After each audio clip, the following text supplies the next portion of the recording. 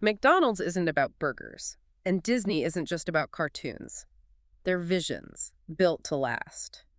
In this deep dive, we explore the final lesson from the E-Myth Revisited: how to design a business that works with or without you. That's a really powerful way to frame it, isn't it? Yeah. It just immediately takes the focus off the day-to-day stuff. Right, it lifts it up. We're not just talking about flipping burgers or drawing characters. Exactly. We're talking about intentional design.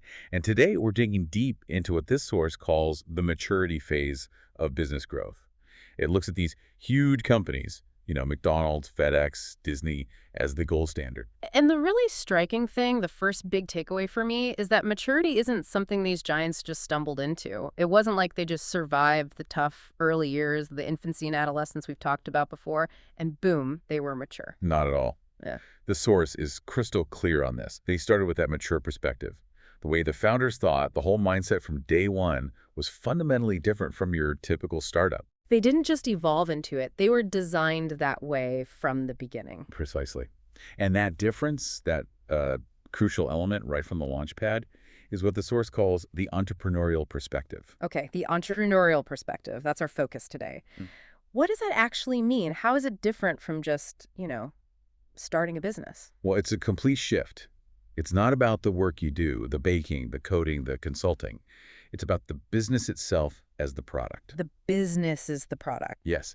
The entrepreneurial perspective starts, the source says, with a really vivid picture of the future business, what it will look like, how it operates, its place in the world when it's finally done. So it's not just a vague hope like, I hope this works out. It's more like having the architectural blueprints before you even break ground. Exactly like that. Yeah. A detailed, finished picture in your mind. And that's foundational because it changes everything you do right now. You're not just reacting, you're building towards that specific future. Okay, so you have this future picture. And you constantly measure today against it. The source uses a great example, the story of Tom Watson Sr. at IBM. IBM. A classic example, but the source breaks it down in a really useful way. It makes Watson's success seem less like some kind of business magic. Right. It makes it seem deliberate. When asked how IBM became so successful, Watson apparently gave 3 core reasons. Okay. What were they? The first one goes right to this idea of vision. He said from the very start, he had this incredibly clear picture of IBM. But IBM as it would be when it was finally done. So the fully realized version, not the tiny startup it was then. Exactly. That final successful state was his mental model, his template. It wasn't a distant goal. It was the starting point for his thinking. It's like knowing exactly what the finished sculpture will look like before you even touch the chisel to the stone. That's a perfect analogy. The finished form guides the process. And this clear picture led directly to his second reason. Which was? Once he knew what the finished company would look like, he asked, how would a company that looks like that have to act? So moving from the static picture to the dynamic operation. The culture, the behaviors, the processes needed to be that company. Precisely. If the vision is, say, a global leader in innovation and customer service, what does that look like day to day? How do people behave? Yep. How are decisions made? How do they interact with customers? He was defining the necessary actions of the future state. He was reverse engineering the behavior from the vision. You got it. Yeah. And that leads to the third reason, which the source really flags as the game changer. It's where it gets, well, really counterintuitive for a lot of business owners. Okay, I'm intrigued. What's the third reason? Watson realized that having this picture of the future IBM, how it would look and act, was pointless unless they started acting that way right from the very beginning. Wow. Okay, hold on. So you don't wait until you're huge and successful to adopt the habits of a huge, successful company. Yep. You start acting like the industry leader when you're still like 3 people in a garage. That's exactly the idea the source pushes. IBM didn't just aim for greatness. They tried to embody it every single day, even in the earliest, smallest stages. Watson said, from the very outset, IBM was fashioned after the template of my vision. He was essentially projecting the future onto the present. And making the present conform. The source stresses this wasn't just a nice idea, it was their daily practice. They actually tried to live up to that future vision every day. How? Their process, as described, was pretty disciplined. At the end of each day, they wouldn't just count the sales. They'd ask, okay, how do we do today compared to our commitment? Meaning compared to that vision of the future IBM. So they were constantly checking, are we acting like the company we intend to be? Where's the gap? Exactly. They identified the gap between their current actions and the ideal future state. And then this is key. At the start of the next day, their main goal wasn't just do the work. It was. It was to specifically try and close that gap they identified the day before. Every day at IBM was a day devoted to business development, not doing business. That line from the source it jumps out. It captures everything. It really does. It's the difference between just running on the treadmill and actually building the road ahead. Doing business is reactive. Building a business according to a vision is proactive. They were architects of their future, brick by metaphorical brick, every day. Now, the source is smart here. It anticipates the objection. Someone reading this today might think, Hang on, IBM, aren't they the company that, hit some rough patches, lost its way a bit? right? And that's a fair point about their more recent history. But the source argues that Watson's original insight, the principles he used to build the company initially, still reveal something fundamental about what makes any great business great. So the founding principles are still valid, even if the company itself faced later challenges. That's the argument. Those principles show the difference between businesses built to last and others that are, as the source puts it, survivable at their best, intolerable at their worst. It all comes back to that initial perspective. Yes. The core takeaway from the IBM story is that great businesses aren't accidents. They are fashioned after a model of a business that works. Having that effective model and working from it is the key. And crucially, this model isn't primarily about the thing you sell, is it? It's not about the specific product or the technical work. No, the source explicitly says that's not the most important thing. What matters is the business. How it looks, how it acts, how it does what it is intended to do. The passion is for the enterprise itself, the system. The way it functions as a whole. Exactly. And this is where most small businesses get stuck, according to the source. Because most founders don't have a model of a business that works. They have a model of the work itself. Like, they know how to bake amazing bread, but they don't have a model for an amazing bakery business. Precisely. They understand the craft, the plumbing, the design, the legal work, but not the business of plumbing, design, or law. Their viewpoint is limited to their technical skill, their comfort zone. Okay, so this sets up the big contrast the source draws. Yeah. The entrepreneurial perspective versus the technician's perspective. Yes, and they're not just different. The source presents them as polar opposites. Understanding this contrast is critical to understanding why so many businesses just plateau. All right, let's break down those differences. The source lays them out point by point. First up, the main question each perspective asks. Okay. The entrepreneurial perspective asks, how must the business work? It's a systems question, an architectural question. How does the whole engine function? Looking at the whole blueprint before focusing on any single part. Exactly. The technician's perspective, on the other hand, asks, what work has to be done? It's totally focused on the immediate tasks, the labor needed right now. Like focusing on your own dance step without seeing the whole choreography. That's a great way to put it. One designs the dance, the other just does their step. Okay, next big difference. How they view the results of the business. For the entrepreneur, the business is a system for producing outside results, for the customer resulting in profits. Success is measured externally. Are we delivering value to the customer? Is it profitable? The focus is outward. On the market, the customer, the bottom line generated from them. Right. Now, the technician, they see the business as a place in which people work to produce inside results for the technician producing income. So the business exists primarily for the owner to do their work and get paid for it. The focus is inward. Entirely. The main beneficiary is the technician, measured by their personal income and satisfaction from doing the work they like. It's a massive difference in orientation. Outward value creation versus inward income generation. That must completely change how they think about the future, right? Absolutely. The entrepreneur, driven by that clear future vision, starts with that picture of a well-defined future and then comes back to the present with the intention of changing it to match the vision. They're actively pulling the present towards the future they designed. Yes, they're architects of the future, using the vision as a lever. The technician's perspective is almost the reverse. They start with the present and then looks forward to an uncertain future with the hope of keeping it much like the present. So they're not trying to create a future, they're just hoping things don't change too much, hoping the status quo holds. Pretty much. It's reactive, maybe even a bit defensive against change. They project their current routine forward, hoping the future looks a lot like today. Which must affect how they actually build the business structure-wise. Definitely. The entrepreneur envisions the business in its entirety, from which is derived its parts.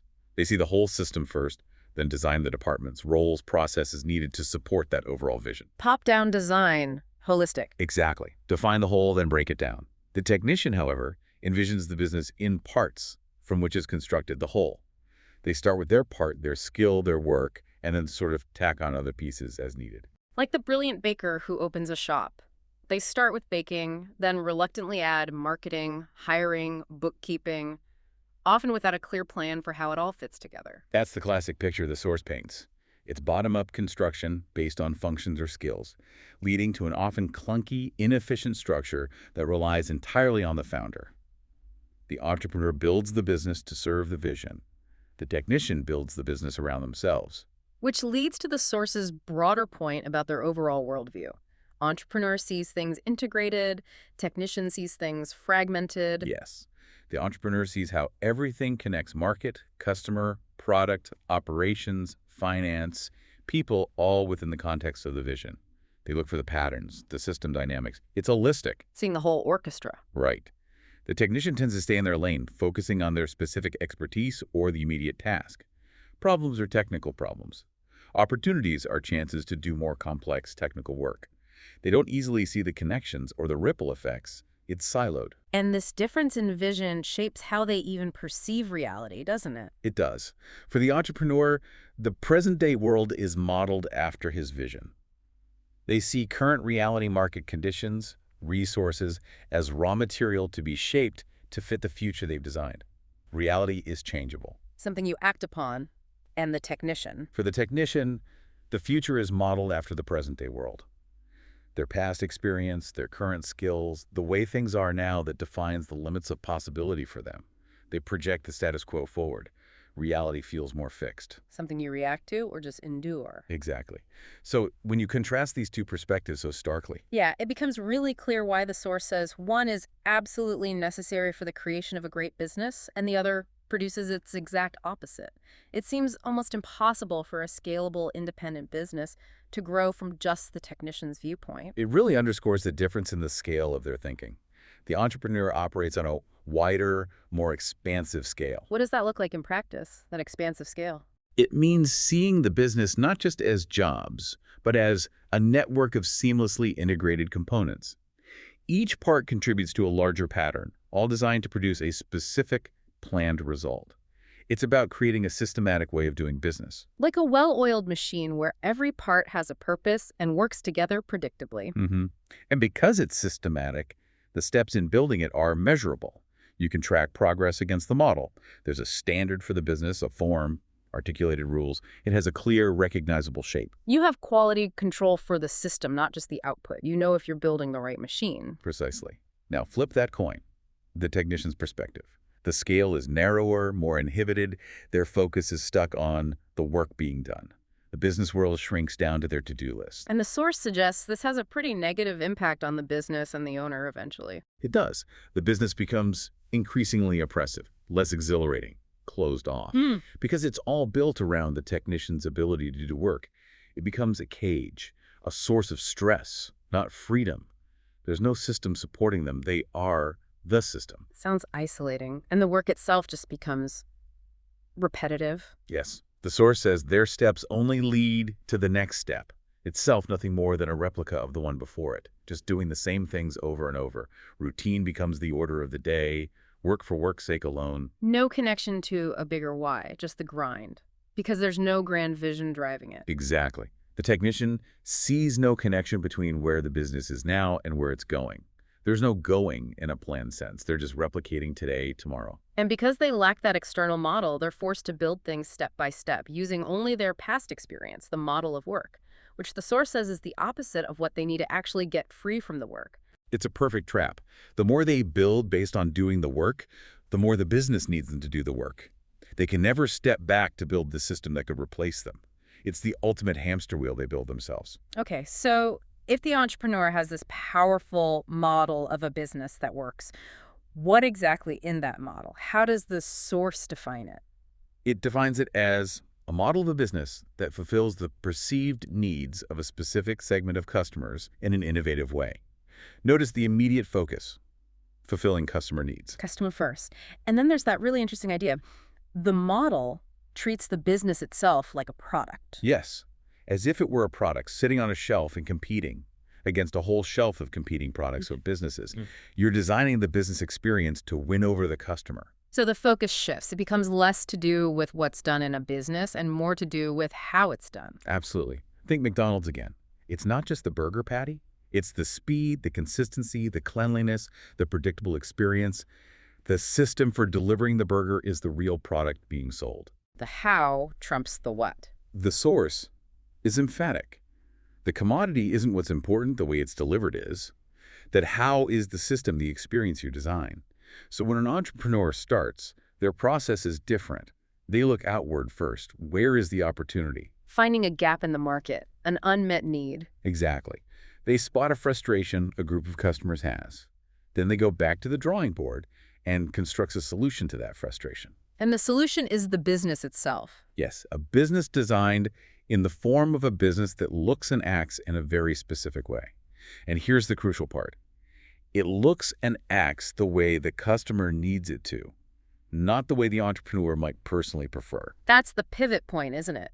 You're not building it for your own comfort or work preferences. You're building it to deliver what the customer values in the way they value it. Totally. The entrepreneur is constantly asking, how will my business look to the customer? How will it stand out? It's all about the customer's perception and the competitive differentiation. Customer perspective drives the design. Which is why the source states, the entrepreneurial model does not start with a picture of the business, but of the customer for whom the business is to be created. The customer is the starting point. Without a clear picture of that customer, no business can succeed using this approach. The customer isn't just the end user, they're the template. Now, contrast that again with a technician. They look inward first. What am I good at? What skills do I have? Define their own capability. Right. And then they look outward and ask, okay, how can I sell these skills? I'm a hammer, now where are the nails? Exactly.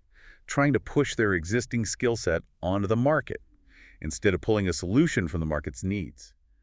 The source argues this inevitably creates a business focused on the thing it sells, not the way it sells it or the customer it sells to. Focused on the widget, not the delivery system or the widget user. Right. And that kind of business, built inward out, is designed mainly to satisfy the technician who created it, not the customer. It's structured for the technician's convenience, not necessarily the customer's. Okay, let's quickly summarize the core differences the source highlights and how they view the business and the customer. Sure. For the entrepreneur, the business is the product being offered. For the technician, the product, the output of their work, is what they deliver. And their view of the customer, completely different. For the technician, the customer is basically always a problem. A problem? Why? Because, the source says, the customer never seems to want what the technician has to offer at the price at which he offers it. They have unpredictable needs, they quibble over price, they ask for things outside the norm, they disrupt the technician's preferred workflow. They're an inconvenience to getting the real work done. Pretty much, an obstacle. For sure. But for the entrepreneur, the customer is always an opportunity. Why? Because the entrepreneur sees that within the customer is a continuing parade of changing wants, begging to be satisfied. So changing customer needs aren't annoying problems, they're the fuel for innovation and growth. Precisely. The entrepreneur isn't tied to one way of doing things. They're tied to meeting the customer's needs, however they evolve. The source is, all the entrepreneur has to do is find out what those wants are and what they will be in the future, and then design or adapt the business system. It's a treasure hunt. So the world itself looks fundamentally different through these two lenses. Totally. To the entrepreneur, it's that continuing surprise, a treasure hunt, full of clues, opportunities, potential. It's exciting. And to the technician. It's a place that never seems to let him do what he wants to do. It feels unappreciative, frustrating. It rarely applauds his efforts. It rarely appreciates his work. It rarely appreciates him. Wow, that sounds incredibly demoralizing. Like the world is constantly failing to meet their expectations. It is, because their expectations are constrained by their own skills and desires. And because of that narrow view, to the technician, the world always wants something he doesn't know how to give it. New customer needs feel like impossible demands, not chances to learn or build something new. Okay, this really clarifies the core challenge. If the technician's view is so limiting, how do you fix it? Can you just sit them down and explain the entrepreneurial model? Well, this is where the source delivers a bit of a tough pill to swallow. It says, quite bluntly, unfortunately, we can't. The technician isn't interested. Ouch. Not interested. Why not? Because their focus, their comfort zone, is the doing. The hands-on work, stepping back to design systems, obsess over abstract customer desires. It's just not their priority. They've got work to do. So you can't just lecture someone into becoming an entrepreneur if their core identity is technician. That seems to be the implication. So the goal shifts. The source suggests what we can do is give the undeveloped entrepreneur in each of us the information he needs to grow beyond the limitations of the technician's comfort zone. So it's not about converting the technician, but awakening the dormant entrepreneur within someone who might be currently operating as a technician or a manager. Exactly. Nurturing that potential spark. We need to provide that inner entrepreneur with a model, a vision of a business that works, that's so exciting that it stimulates our entrepreneurial personality to break free of the technician's bonds. It needs to be inspiring enough to overcome the comfort of the familiar grind. Right. The source almost describes it like a shock to the system. The model needs to spark the entrepreneurial imagination with such a resounding shock that by the time the technician wakes up, the entrepreneur will be well on his way. The vision pulls you forward before the cautious part realizes what's happening. But crucially, it can't just be about the entrepreneurial vision, can it? The source adds a really important condition for the model to work. Yes, a critical one. The model must also provide clear models for the manager and the technician. You need all three personalities, all three functions, to have a place. The entrepreneur drives the vision. The manager keeps the engine running. They ensure the necessary fuel for sustenance, and that the engine and chassis are in a good state of repair. They manage the systems, the finances, the people. Without management, the vision crashes. Okay, so the manager handles the operational reality. And the technician. The technician needs work that satisfies their need for hands-on involvement, for dealing with the details, the nuts and bolts. The model has to provide meaningful technical work, a place where their skills are valued and necessary for quality execution. You can't build a model that alienates the people doing the core work. Exactly. So the ideal model, the source concludes, must be balanced and inclusive. It needs to give the entrepreneur, the manager, and the technician their natural place and the right kind of work within the overall system designed by the entrepreneur. It's about integrating all three, letting each play their essential role. A business that works as a whole. And the source then points toward a specific example of this kind of model, something it calls a revolutionary development that has transformed American small business. That's the turnkey revolution. Now, interestingly, this part of the source introduces the idea of it, explains why such a model is powerful.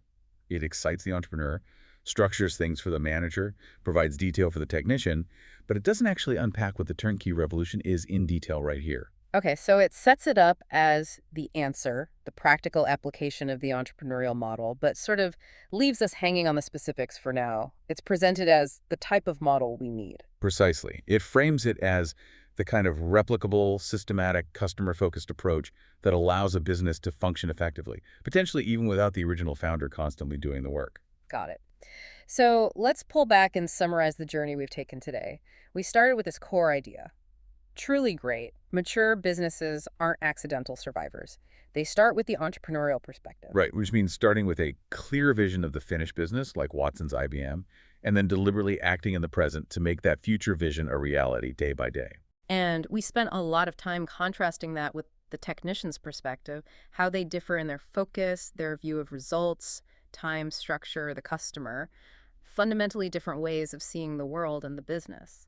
Highlighting that crucial distinction, the entrepreneur sees the business itself as the product, focusing on the how of delivery based on customer needs. The technician sees their work output as the product. And finally, we touched on the challenge of shifting perspectives, the need to awaken the inner entrepreneur, and the requirement for any successful model to integrate and provide meaningful roles for the entrepreneur, manager, and technician, pointing towards concepts like the turnkey model as examples. The big takeaway, the final lesson from this part of the source, really boils down to that shift, moving from just doing business, the daily tasks, to consciously building one, constructing that future vision, that system. It changes everything. And it leaves you, the listener, with something to think about regarding your own work or business ideas. Are you caught up primarily in doing the work today? Or are you actively, intentionally building towards a clear picture of the future business you envision? Where does your focus really lie?